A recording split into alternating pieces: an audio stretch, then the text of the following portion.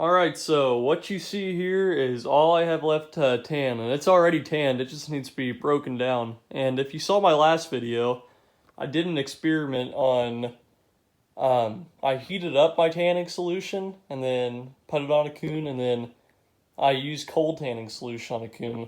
This is the one I used the cold tanning solution on.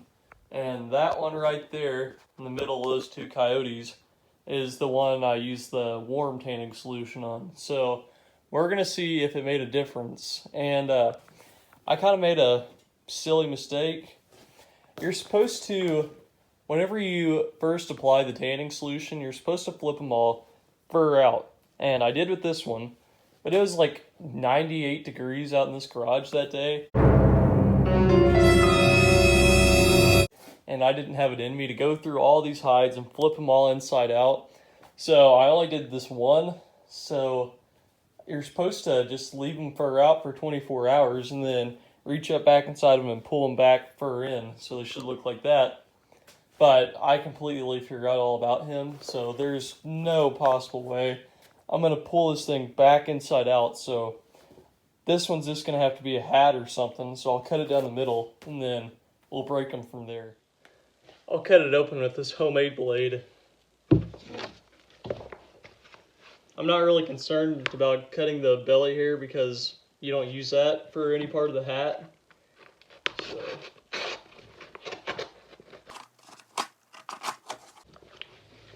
There we go. Got the coon cut open there.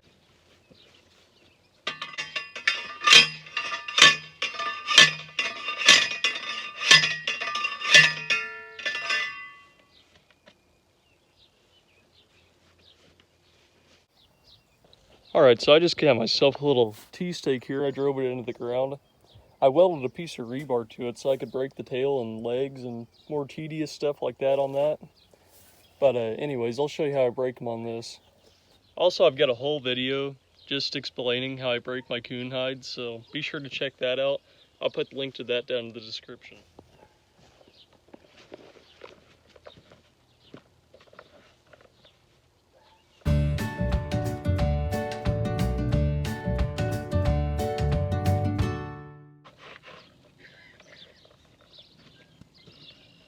There we go.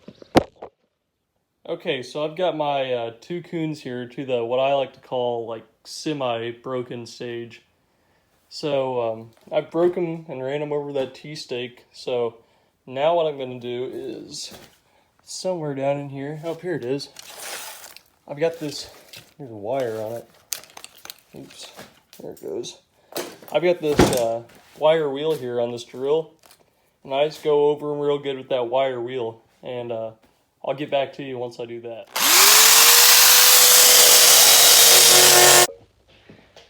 Okay, so I got them both wire wheeled, and now I'm just going to take this thing they call a hog scraper and go over the tail with it, and all it does is pretty much push off the fat and membrane that the wire wheel, it could get it, but the tail sometimes, if you go in there with the wire wheel, that tail will actually get wrapped up.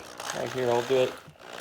You can see how it kind of starts getting wrapped up in it, but whenever you're going real fast and the tail gets sucked up into the drill gets thrown out of your hand, and it's a scary feeling. So I try to avoid doing the tails with a wire wheel, so I just go over that with the hog scraper. It only takes a few extra minutes and it looks a whole lot nicer. So also, I'm not going to really worry about the edges, like the legs and the around here, like at the base of the tail and stuff like that, because this thing's just going to be a hat, so I'm not going to worry about doing all the fancy work, the edges and stuff with that hog scraper. Okay, so now what we're going to do is, you can see this real thick membrane that's on the faces of these coons, and there's 3 ways I've found to do this. This is the most tedious and time-consuming method, so I wouldn't recommend doing this, but if you have nothing else, then nothing much you can do. But taking a knife and wedging it in between this thick membrane and the hide itself, and then just peeling the membrane and crap off the face. And then you can do the second option, taking a wire wheel to it and just going crazy with it. That's a little bit easier. And then the easiest way is I've got this little tire tool here, and you just go over the face with it, and it makes a cool noise.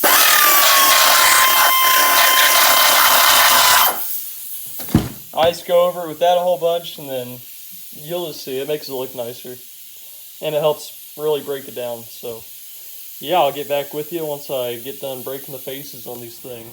Okay, so I've got the face on this thing broken down to the best of my ability, and it looks alright. It's not as good as what I'd like it to be, but I'll take it. So, and I decided I'm not going to break the face on this one because if you look at these things' ears, I don't know if you can see it, but they look like little stale potato chip. All the hair just fell out of them. I don't know if it's something to do with genetics. I don't know if I put too much salt on the ears or something, but it happens to a lot of coons. The hair just falls out of the ears, and I don't know what I can do to solve it. If any of you guys have any suggestions, leave them down in the comments below. Alright, so now all I've got is a palm sander here with really heavy grit sandpaper. I think it's 40 grit sandpaper. We're just going to go over them with this palm sander real good, and then yeah, that's pretty much it. She'll be all done.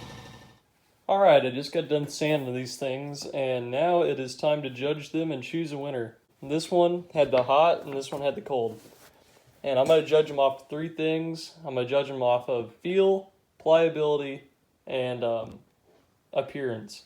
So, the feel, I rate them each, I'll have to give them each 10 out of 10.